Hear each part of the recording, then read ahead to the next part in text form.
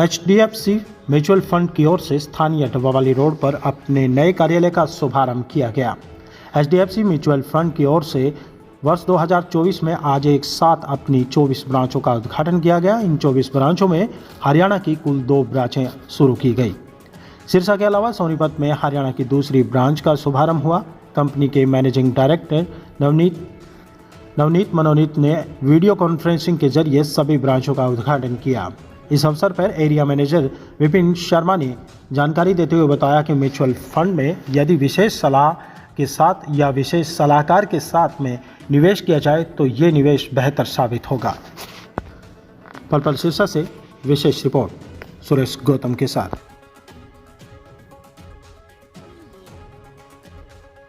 मेरा नाम विपिन शर्मा है जी। मैं HDFC म्यूचुअल फंड की तरफ से हिसार और सिरसा का एरिया देखता हूँ।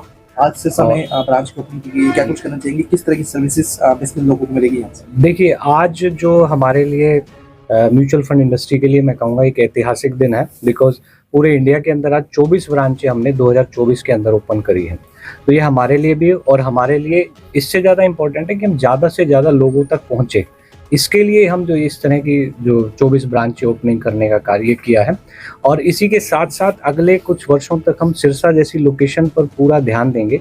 उसका कारण ये है कि ज़्यादा से ज़्यादा रूरल एरियाज़ के अंदर इन्वेस्टर को किस तरह से समझाया जा सके कि म्यूचुअल फंड की ज़रूरत क्या है और म्यूचुअल फंड किस तरह से हमारे लिए काम कर सकता है।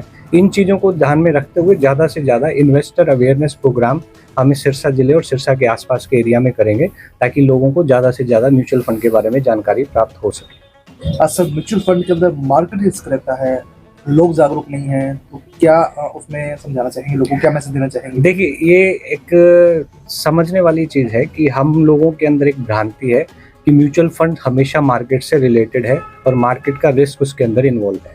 लेकिन अगर हम कुछ तरीकों को अपनाएं और अगर म्यूचुअल फंड में तरीके के साथ, सलाह के साथ, किसी की सलाह के साथ, एडवाइज़र की सलाह के साथ इन्वेस्ट करें या निवेश करेंगे तो वो रिस्क को कम किया जा सकता है। और जहाँ तक बात है कि शेयर बाजार का ही रिस्क इसके अंदर इन्वॉल्व है, ऐसा नहीं है। म्यूचुअल फंड भी बेसिकली 2 कैटेगरी के अंदर आते हैं। एक होता है जिसमें शेयर बाजार के अंदर इन्वेस्ट होता है और दूसरा होता है जिसमें हम बॉन्ड्स के अंदर इन्वेस्ट करते हैं। तो बॉन्ड्स गवर्नमेंट ऑफ इंडिया के भी हो सकते हैं, कॉर्पोरेट्स के भी हो सकते हैं, बैंक्स के भी हो सकते हैं। तो जिसकी जैसी ज़रूरत होती है उसकी ज़रूरत के हिसाब से एक कॉमन स्कीम्स तैयार करी जाती है म्यूचुअल फंड में। तो वो स्कीम्स किसके लिए, कौन सी स्कीम सही है, किस में रिस्क कम है, किस में रिस्क ज़्यादा है, इसकी सारी जो निवेश करने की प्रक्रिया है ये बिना किसी सलाह के ना करें। ये अगर हम करें सलाह लेने के बाद तो आप हमेशा रिस्क को अवॉइड कर सकते हैं। तो कितने लोगों की टीम सिरसा ऑफिस को आपके मैनेज करेगी, क्या टाइमिंग क्या रहेगी, जो भी व्यक्ति आना चाहेगा?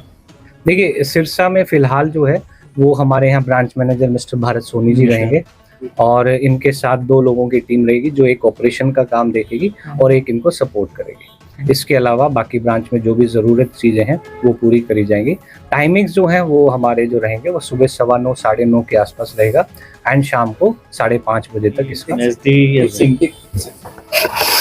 तो बेसिकली अगर HDFC म्यूचुअल फंड में इन्वेस्टमेंट करना है आपको म्यूचुअल फंड्स के थ्रू, तो बेसिकली 100 रुपीज़ से भी आप इसमें मिनिमम अमाउंट है उससे भी स्टार्ट कर सकते हो। एज मिनिमम हम मिनिमम 100 रुपीज़ से भी, तो वो भी आप कर सकते हो। और बाकी तो आपके ऊपर आप कितना इन्वेस्टमेंट करना चाहते हो, कितने टाइम्स के लिए, तो लॉन्ग टर्म के हिसाब से हम वो भी हैं। और फिर लिक्विड ओवरनाइट्स फंड्स होते हैं हमारे जो कि कॉर्पोरेट्स के लिए होते हैं। 1 डे के लिए भी, ओवरनाइट के लिए भी आप पैसा लगा सकते हो। बेसिकली इसमें 1 दिन से लेके आप 20 ईयर्स 50 ईयर्स तक का पैसा इन्वेस्टमेंट कर सकते हो।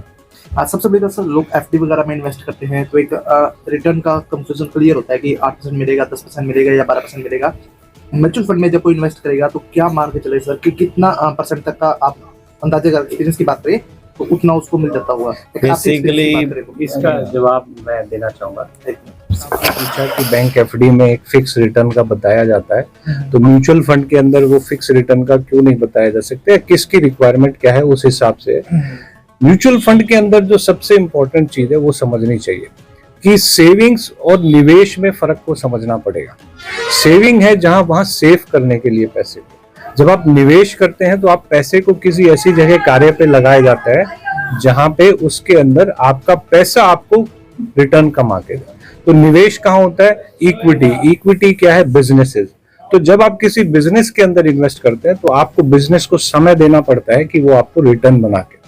इसलिए म्यूचुअल फंड के अंदर निवेश करते हैं तो आपको समय देना पड़ेगा। अगर आपने समय दिया तो वही रिटर्न आपकी जो देश की इकोनॉमी है, उस देश की इकोनॉमी के हिसाब से आप जीडीपी प्लस इन्फ्लेशन को ऐड कर दीजिए, अगले 10-12 साल में जो प्रोजेक्शन रहते हैं उस हिसाब से वो रिटर्न आपको मिलते हैं।